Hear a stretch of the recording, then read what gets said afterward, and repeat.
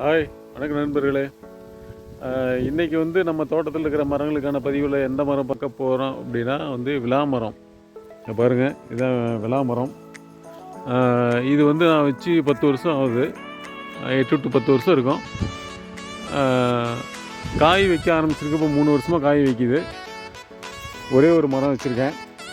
இதுவும் எனக்கு ரொம்ப பிடிக்கும். வெயில் காலத்தில் பழங்கள் வந்து நிறைய கிடைக்கும்.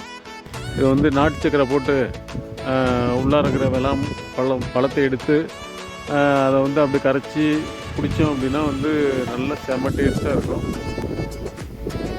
வெயிலுக்கும் ரொம்ப நல்லாயிருக்கும், நல்லது. அதுக்காக இது ரொம்ப பிடிக்கும் எனக்கு. விளாமரம்னா எனக்கு பழம் வந்து எப்போவுமே ரொம்ப பிடிக்கும். அந்த ஆசையில் இது வந்து வச்சேன். நல்லா பெரிய மரமாக வளர்ந்துருச்சு. காய் இப்போ வந்து குறைவாக தான் வச்சிட்ருக்கு. இன்னும் நிறையா வைக்கிறதுக்கான வாய்ப்பு இருக்குது. சந்தையில் 1 கிலோ பெரிய பழம்லாம் வந்து 100 ரூபா அப்படின்னு விற்கிது. சின்ன பழம்லாம் 60 ரூபா அந்த மாதிரி விற்கிது.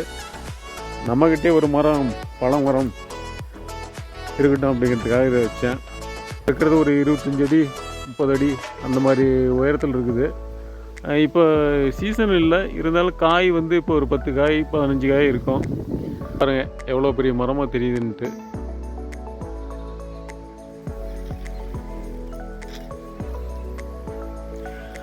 இதனுடைய இலையை அப்படியே பறித்து மோந்து பார்த்தீங்கன்னாவே தெரியும். வாசம் அப்படியே எப்படி அடிக்கும் பாருங்கள்.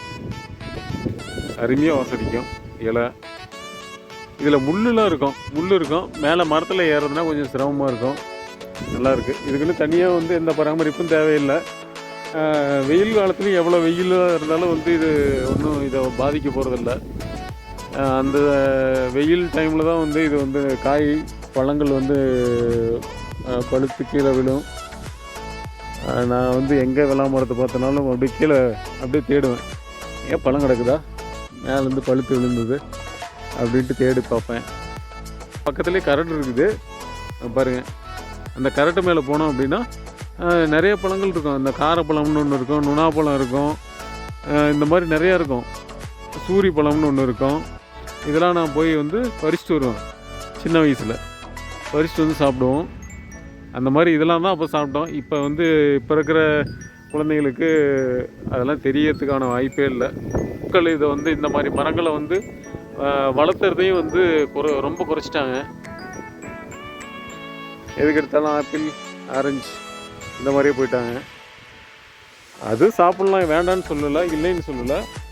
ஆனால் வந்து நம்ம சைடு கிடைக்கக்கூடிய அந்த ஏரியாவில் இருக்கிற எது வந்து நமக்கு ஈஸியாக கிடைக்குதோ, அந்த ஏரியாவில் எது வந்து அதிகம் நமக்கு பழங்கள் கிடைக்குதோ, காய்கறிகளோ பழங்களோ கீரைகளோ வெளியிலேருந்து நம்ம ஏரியாவுக்கு வர்றதை விட நம்ம ஏரியாவில் எது அதிகம் கிடைக்குதோ அதை வந்து எடுத்துக்கணும். அப்படிங்கும்போது இந்த பக்கம் வந்து அதிகம் கிடைக்கிறதுக்கான வாய்ப்பு இருக்கிறது கொய்யாலாம் வந்து பப்பாளி, விளாமரம், நெல்லி மரம் இதெல்லாம் வந்து இருக்குது. இதெல்லாம்.